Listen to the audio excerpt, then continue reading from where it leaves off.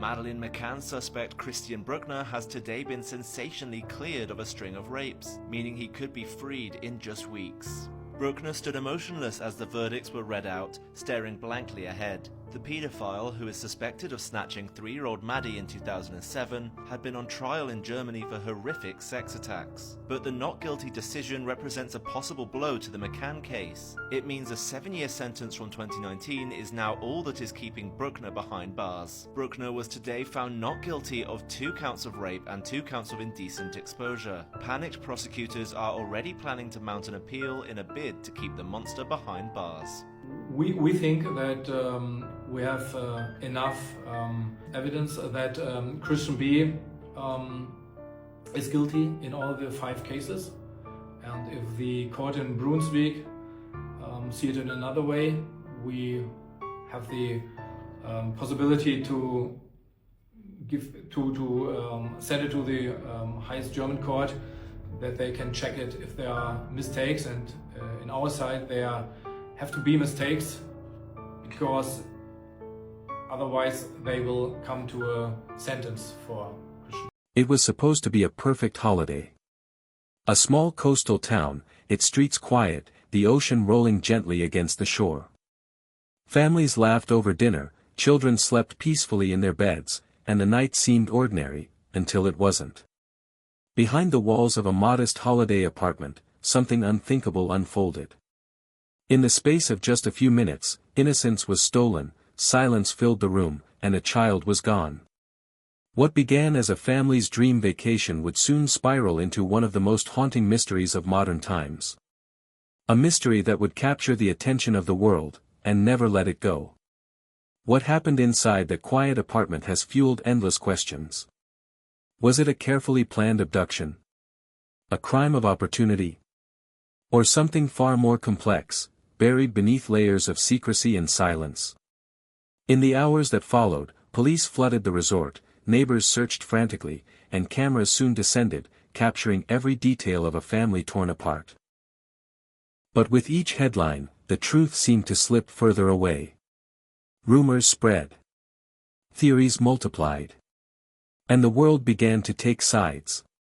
What you're about to hear is not just a story of one missing child, it is a mystery that has divided nations, destroyed reputations, and left us all asking the same chilling question: how can someone vanish into thin air, and leave nothing behind?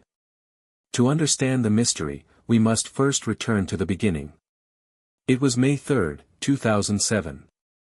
The McCann family had traveled from England to Portugal for a holiday, a chance to escape the stresses of daily life, to breathe in the ocean air of the Algarve, and to spend time together. Praia da Luz was a picturesque coastal village. The kind of place that seemed safe, almost timeless. Narrow streets lined with whitewashed houses. Cafes spilling out onto cobblestone squares. Waves breaking gently against the shore. It was the kind of place where nothing bad was supposed to happen. Kate and Jerry McCann checked into apartment 5A at the Ocean Club Resort. With them were their 3 children, 2-year-old twins, and their eldest, 3-year-old Madeleine. Bright-eyed, curious, with her signature feature, a distinctive mark in her right eye that made her instantly recognizable. The holiday unfolded like countless others. Mornings on the beach. Afternoons by the pool. An evening spent with friends, dining together at a restaurant on the resort grounds, just a short walk from their apartment. It was a routine, a rhythm. A circle of trust among parents who all vacationed together, children asleep inside their rooms while adults took turns checking in. On the night of May 3, that trust was broken forever. As the sun dipped below the horizon, the McCanns tucked their children into bed. Madeleine, wearing pink pajamas decorated with Eeyore, climbed under the covers. Her siblings settled into their cots nearby. The air outside was warm, the faint sound of holiday laughter drifting across the resort. Kate and Jerry joined their friends at the Tapas Bar, a small restaurant within the complex. The distance between the bar and their apartment was short, just over 100 meters.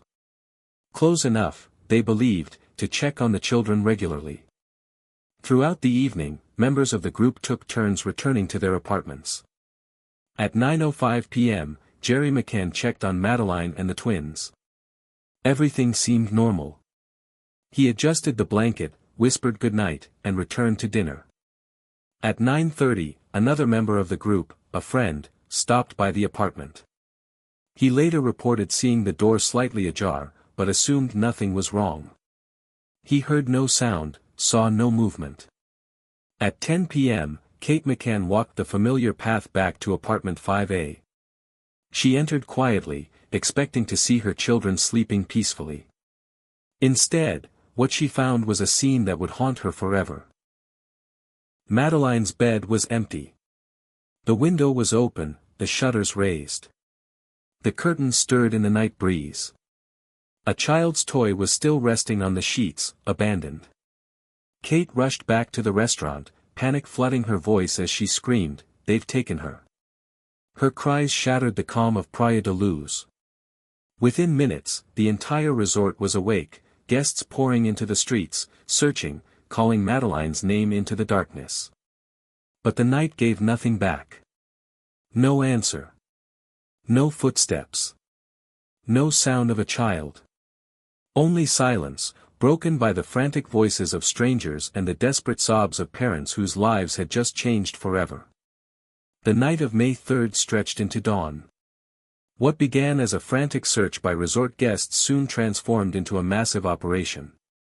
But from the very first hours, mistakes were made, mistakes that would haunt the investigation for years to come. The local police, the GNR, arrived after 11 p.m. They secured the area, but the scene was already compromised. Neighbors, friends, and resort staff had poured in and out of apartment 5A, searching for any trace of the missing child. Footprints trampled the floors. Objects had been moved. The crime scene, if there ever was one, had already been disturbed. Yet the urgency was undeniable. Officers spread through the streets of Praia da Luz, knocking on doors, waking residents, asking questions. Volunteers combed the beaches with flashlights. Dogs were deployed, sniffing through alleys, fields, and the rocky coastline. But no cry was heard. No trail was found. By morning, the search had expanded beyond the village. Police checkpoints stopped cars leaving Praia da Luz. Roads leading inland were monitored. Border crossings into Spain were alerted. Airports were contacted. And still, nothing. Kate and Jerry McCann, desperate and broken, faced the agonizing hours in disbelief. One moment, they were a family on holiday. The next, they were parents living a nightmare. They prayed, pleaded, and clung to the hope that Madeleine would be found quickly, that this was all some terrible mistake. But as the hours passed, the shadows lengthened. Witnesses began to come forward. One woman reported seeing a man carrying a small child in pajamas near the resort around 10 p.m., the same time Kate discovered Madeleine was gone. Another guest recalled noticing strangers in the days leading up to the disappearance, figures who didn't seem to belong, watching from the edges of the resort. Each testimony was written down, examined, and filed away.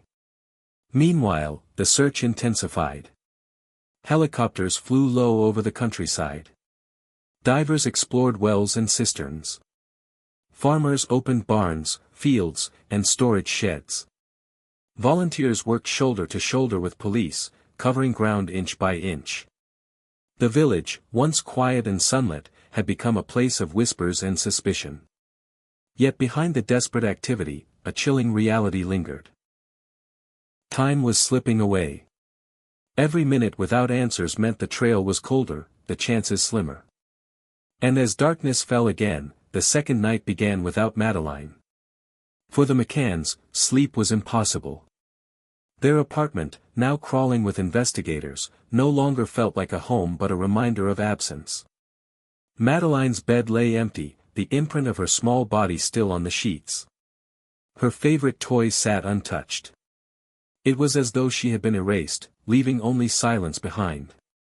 And so the search pressed on, relentless but uncertain. The ocean, the streets, the skies, all scoured. Hope was still alive, but with each passing hour, doubt began to creep in. For if Madeleine was not in Praia da Luz, then where was she? And how had she vanished, without a single trace? By the next morning, Praia da Luz was no longer a sleepy coastal town, it was the epicenter of a storm. Word of Madeleine's disappearance spread like wildfire, carried first by local outlets, then by British tabloids, and within hours, it was global. Journalists poured into the village, their cameras trained on every corner of the Ocean Club. Reporters stood outside apartment 5A, whispering into microphones as though narrating a tragedy in real time. Headlines ran across front pages in London, Lisbon, Madrid, Paris. British girl missing in Portugal. Madeleine's name was everywhere. Her face, those big, curious eyes, was splashed across every broadcast, every newspaper, every website. The McCanns, still frozen in shock, now found themselves trapped under a spotlight. Their pain, raw and unfiltered, was magnified, televised, and analyzed by millions. Every step, every gesture, every word became news. When Kate walked out holding Madeleine's favorite toy, the image circled the world within hours. When Jerry spoke to reporters with his jaw tight and voice trembling, headlines dissected whether he was too composed, or not composed enough. Sympathy came swiftly, at first. Donations poured in from strangers across continents. Families who had never met the McCanns lit candles in their own towns, holding vigils, whispering prayers for a child they had never seen. The Find Madeleine campaign was born almost overnight. Posters were printed, billboards erected, wristbands sold. Airports displayed her photograph. Supermarkets placed missing person flyers at their entrances. Madeleine was no longer just a little girl, she had become a symbol. But with that attention came pressure. Journalists demanded updates that didn't exist. The police, overwhelmed, struggled to control the flow of information. Rumors seeped into the cracks where facts were missing. And those rumors spread faster than the truth ever could. Witness accounts filled the airwaves. A man carrying a child. Suspicious strangers near the resort. A car parked in the wrong place at the wrong time. Each story was broadcast, debated, then replaced by another just as uncertain. For every claim, there was a contradiction. For every potential lead, another was discredited. The world was desperate for answers, but the truth remained elusive. Slowly, cracks began to show in the public's sympathy. Some praised the McCanns for their tireless determination, their refusal to give up. But others asked questions that turned cold, sharp, and unrelenting. Why had the children been left alone? Why did the parents return to dinner instead of staying in the apartment? Why did their grief look so composed on camera? Why didn't they collapse in tears the way people expected? And so, alongside support, suspicion began to grow. Television panels debated their every move. Body language experts dissected their interviews. Commentators speculated in print about what they believed the McCanns were hiding. The family who had begged for help now found themselves dissected like suspects in a trial held in the court of public opinion. Yet through the noise, through the endless speculation, the simple truth never changed: Madeleine was still missing. Somewhere in the chaos, beneath the glare of the cameras, beyond the walls of the Ocean Club, far away from the posters and prayers, a little girl's fate remained unknown. For the McCanns, there was no escape. Their apartment, once filled with the laughter of 3 children, had become a symbol of unanswered questions. The tapas bar where they had once shared meals with friends was now a backdrop in crime scene reenactments. Even the streets of Praia da Luz seemed to turn against them, lined with cameras, microphones, and whispers. And for the world, the case of Madeleine McCann had transformed from a tragedy into a phenomenon. Strangers who had never set foot in Portugal now argued over the details. Families across oceans debated who was to blame. And in the middle of it all stood 2 broken parents, begging for their child's return, while the world watched, judged, and speculated. In the span of days, a family holiday had become the world's most public mystery. And the louder the world shouted, the harder it became to hear the truth. In the early days, the investigation had focused outward. Theories of abduction, strangers, and escape routes dominated every conversation. But as weeks passed with no breakthrough, the spotlight began to move, and this time, it turned inward. Portuguese investigators, under immense public pressure, had been criticized for moving too slowly. And so, they pushed harder, looking not just for evidence outside the McCann's circle, but inside it. It began subtly. Questions about the timeline.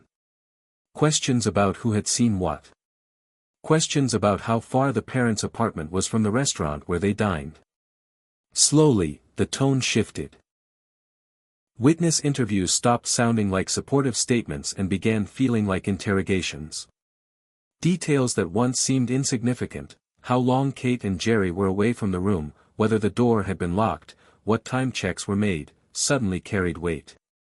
Detectives began to wonder, could this disappearance have been staged? Could Madeleine's parents, grieving on camera, be hiding something far darker behind closed doors? The suspicions deepened when British cadaver dogs were brought to Portugal. Trained to detect traces of human blood and the scent of death, the dogs were led through the Ocean Club apartment. When they stopped inside apartment 5A, their handlers reported alerts, in the parents' bedroom, in the living room, even on a soft toy. The discovery shook the investigation. For detectives, this was no longer speculation.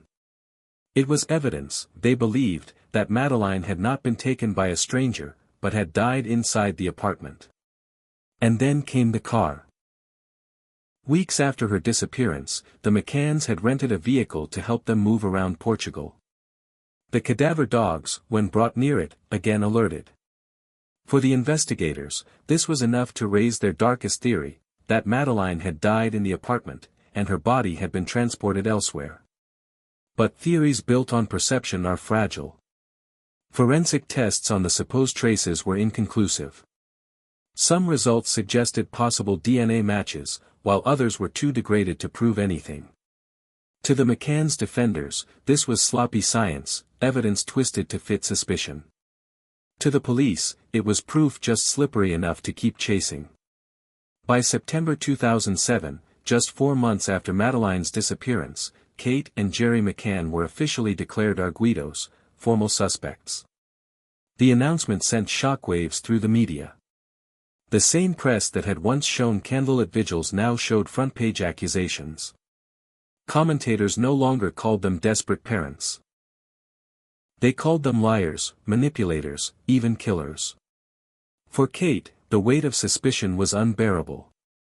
She was questioned for hours, detectives circling her with accusations, pushing her to confess to something she swore had never happened. They suggested she had given Madeleine sleeping tablets.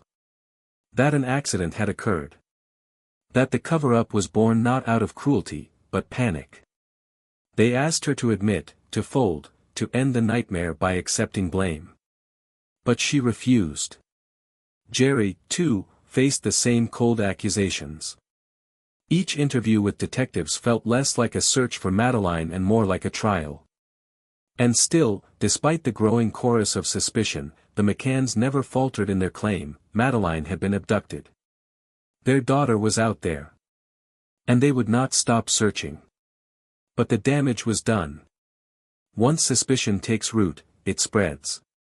In the eyes of many, the McCanns were no longer victims, they were suspects. Television panels dissected every facial expression. Tabloids printed lurid headlines that suggested guilt without evidence. The same public that had once lit candles now argued in bars, cafes, and living rooms across Europe. Did the parents do it? The investigation, meanwhile, stalled. With energy consumed by theories of cover-up, leads of potential abduction fell cold. Witnesses who had claimed to see suspicious figures were sidelined.